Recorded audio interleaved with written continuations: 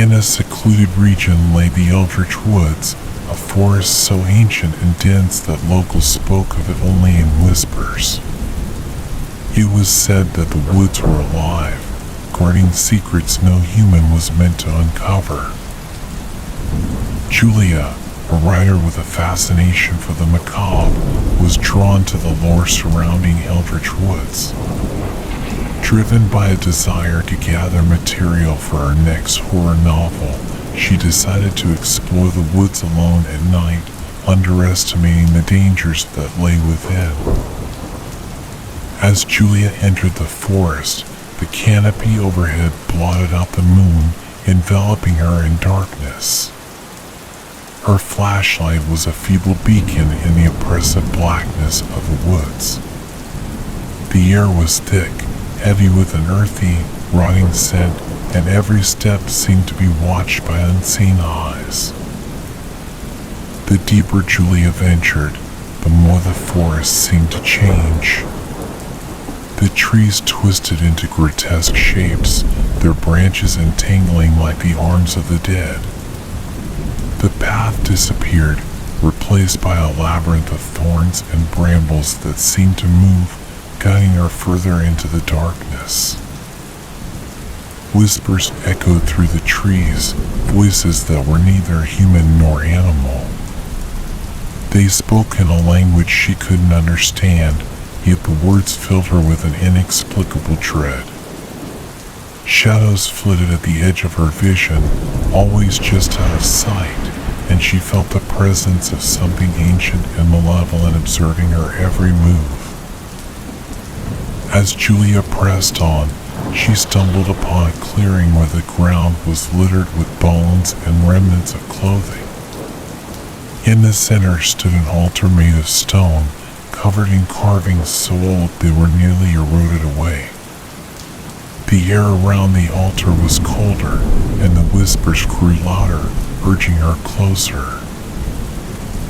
When she touched the altar, the forest erupted into a cacophony of shrieks and howls.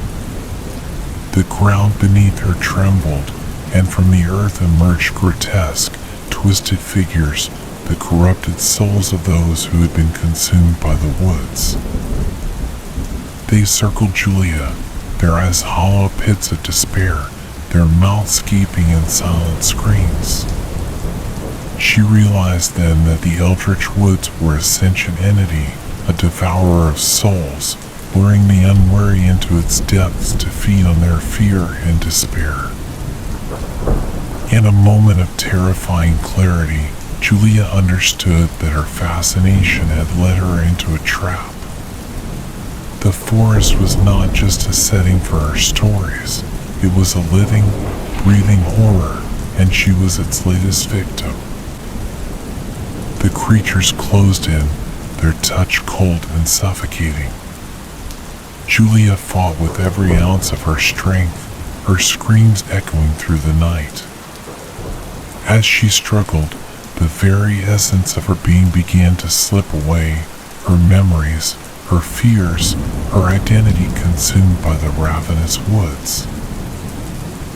In a final, desperate act, she used her own blood to scrawl a warning on the altar, a message to any who might follow in her footsteps. With the last of her strength, she broke free from the creature's grasp and fled. Julia emerged from the Eldritch Woods as the first light of dawn broke the horizon. She was a shell of her former self, her mind fractured by the horrors she had witnessed. The forest had released her, but it had taken something essential, leaving her a living warning of the dangers that lurked within its dark embrace. The Eldritch Woods remain, a sinister sentinel in the night, its whispers carried on the wind. To those who listen, they tell a tale of a writer who sought the heart of darkness and found it waiting for her, eager to embrace another soul. Now the second story.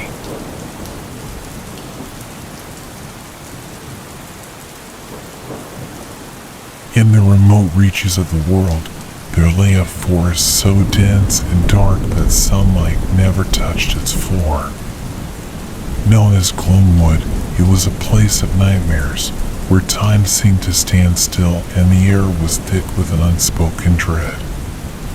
The locals avoided it, whispering tales of those who entered and never returned. Despite the warnings, a group of 4 friends, driven by a mix of curiosity and bravado, decided to explore Gloomwood. They were Alex, a natural leader, Mia, with her keen intuition, Ryan, the skeptic, and Zoe, who was fascinated by the supernatural.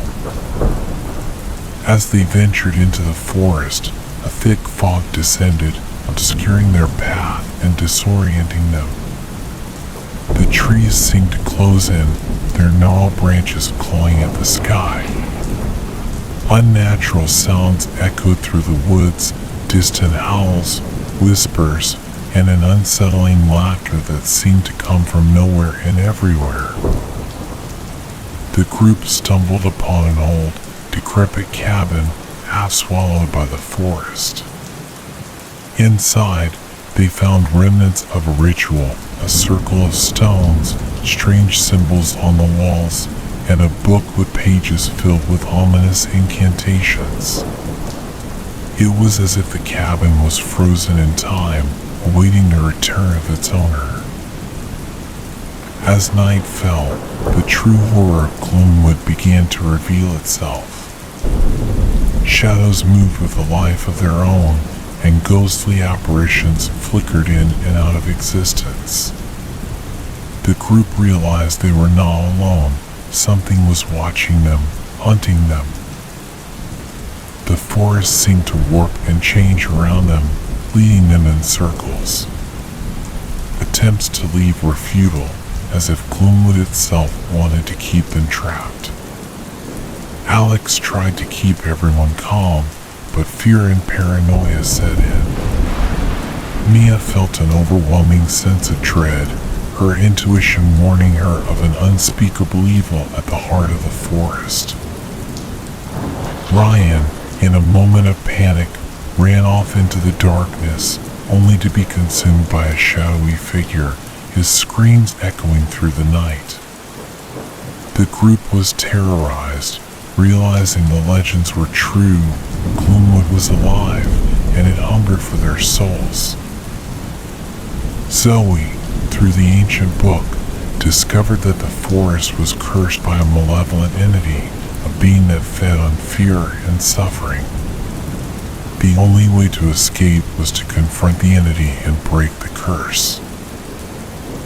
As they journeyed deeper into the heart of Gloomwood, the forest grew more oppressive, the air heavy with the scent of decay.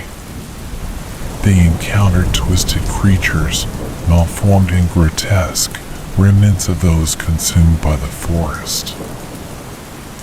Finally, they reached a clearing where the entity resided, a swirling vortex of darkness, its form constantly shifting, faces of its victims appearing and disappearing within it.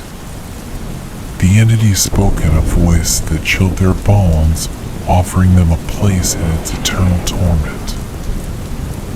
With courage they didn't know they had, Alex, Mia, and Zoe performed the ritual from the book, each step a battle against their own fears. The entity unleashed its fury upon them, the forest convulsing in a maelstrom of chaos. In a final act of defiance, they completed the ritual, the book bursting into flames. A blinding light engulfed the clearing, the entity letting out a deafening screech as it was torn apart, its hold on Gloomwood broken. The forest transformed before their eyes, the darkness receding, and for the first time in centuries, sunlight pierced through the canopy. Gloomwood was free, but the cost was high. Ryan was lost, and the survivors were forever marked by their ordeal. They emerged from the forest, their story a chilling testament to the horrors that lurk in the unexplored corners of the world. Gloomwood was now just another forest, but for those who knew its history, it would always be a place of terror and awe, a reminder of the thin veil between our world and the darkness that lies beyond. Now the third story.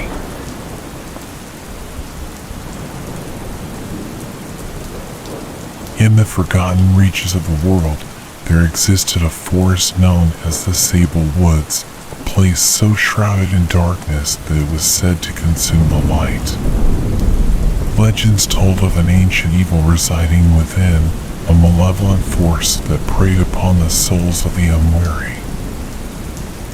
Lucas, a seasoned hiker with a thirst for adventure, dismissed these tales as mere superstitions.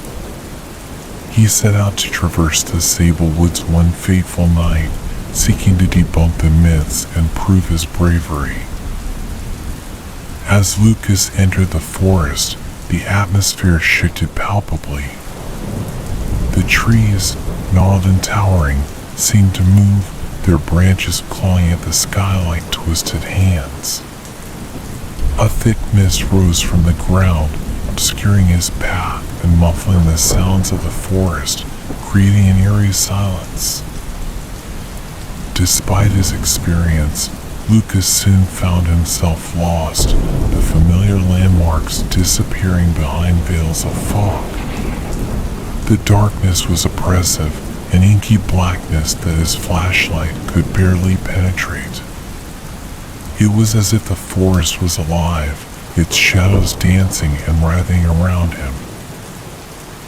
Unnerving sounds began to fill the air, whispers that seemed to come from the trees themselves, and a low, guttural growling that followed him, always just out of sight.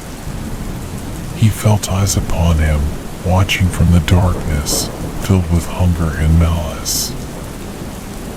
As Lucas pressed on, desperate to find a way out, he stumbled upon a clearing. In its center stood an ancient, decrepit tree, its bark blackened and its limbs bare. Tied to the tree were countless tokens, photographs, pieces of clothing, and trinkets, each seemingly belonging to someone who had ventured into the woods and never returned. The whispers grew louder, converging into a singular, chilling voice that spoke directly into Lucas's mind. It revealed itself as the guardian of the Sable Woods, an entity that existed between the realms of the living and the dead. It fed on fear, luring travelers into the woods to claim their souls. Lucas realized with horror that the Sable Woods were a gateway to something far more sinister, a void beyond the realm of human understanding, a place of eternal darkness. The Guardian was its keeper, and it sought to trap Lucas within its depths. In a terrifying chase through the shifting forest, Lucas was pursued by the Guardian and its minions, shadowy figures that emerged from the trees, their forms twisted and ethereal. The forest itself seemed to conspire against him, the trees bending and the ground shifting to impede his escape. With his sanity fraying, Lucas fought to stay ahead, driven by a primal instinct to survive. He encountered remnants of those who had come before him, their spirits trapped in eternal torment, warning him of the fate that awaited him if captured. In a final, desperate bid for freedom, Lucas reached the edge of the woods as dawn broke. The Guardian, unable to follow into the light, let out a piercing, otherworldly scream, its promise echoing in Lucas's mind. It would always wait for his return. Lucas emerged from the Sable Woods a changed man, haunted by what he had experienced. He spoke little of his ordeal, knowing that words could not convey the true horror of the void beyond the trees. The sable woods continue to stand, a dark monument to the unknown terrors that lurk in the shadows of our world. And for those who listen closely, the whispers still carry on the wind, a siren call to the unwary, inviting them to discover the secrets that lie within the heart of darkness. Now the fourth story.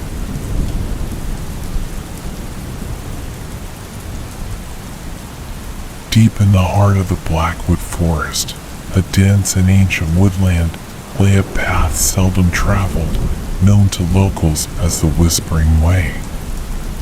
Legends spoke of strange occurrences and ghostly apparitions haunting those who dared to walk its shadowed trails. Ella, a curious and intrepid explorer, was drawn to these legends. She decided to venture into Blackwood Forest one autumn evening, her heart set on uncovering the truth behind the tales. With only a flashlight and a backpack, she stepped onto the Whispering Way as the sun dipped below the horizon, casting long shadows among the gnarled trees. As night enveloped the forest, an unsettling silence fell.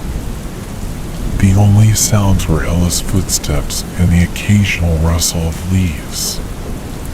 She noticed strange markings etched into the bark of the trees, symbols that seemed ancient and otherworldly. A feeling of being watched crept over her, but she pressed on, determined to reach the heart of the forest. The deeper she went, the more the forest seemed to change. The trees grew denser, their branches intertwining like skeletal hands. The air grew colder, and a thick mist began to rise, obscuring her path. Ella's flashlight flickered, casting eerie shadows that danced among the trees. Suddenly, she heard a soft whisper, a voice that seemed both far away and uncomfortably close. It called her name, beckoning her deeper into the forest. The voice was hypnotic, luring her off the path and into the unknown. Ella found herself in a clearing where the moonlight filtered through the branches, illuminating an ancient stone altar at the center. The whispers grew louder, now a chorus of voices speaking in a language she couldn't understand. Around the altar, ghostly figures appeared, their forms shifting and translucent, their faces filled with sorrow. The spirits spoke of a centuries-old curse that bound them to the forest. They were the souls of travelers who had wandered into Blackwood, ensnared by the forest's malevolent spirit. This entity, a dark and ancient force, fed on the fear and despair of those it captured. Realizing the danger, Ella tried to flee, but the forest seemed to close in around her, the trees shifting to block her path. The entity revealed itself, a massive, shadowy figure with eyes like burning coals, its voice a cacophony of screams and whispers. Ella understood she was facing an ancient evil, one that had claimed countless souls. Her only hope was to break the curse. Drawing on her knowledge of folklore and the cryptic clues provided by the spirits, she deciphered the ritual needed to banish the entity. The forest erupted into chaos as Ella performed the ritual. The entity fought back with all its malevolent power, the air filled with the howls of the wind and the anguished cries of the trapped spirits. Ella chanted the ancient words, her voice steady despite the terror that gripped her heart. As the ritual reached its climax, a blinding light engulfed the clearing. The entity let out a final, earth-shaking scream before dissolving into the light, its hold on the forest broken. The spirits, released from their torment, ascended into the night sky, their whispers of gratitude feeding into the wind. Exhausted but alive, Ella emerged from Blackwood Forest as the first light of dawn crept over the horizon. She had faced the darkness of the whispering woods and survived, her tale a testament to the enduring power of courage and determination. The forest was changed, no longer a place of shadows and fear. The Whispering Way became just another woodland path, its legends now a part of history. But Ella would always remember her night in Blackwood Forest, a night when she stared into the abyss and triumphed over the darkness.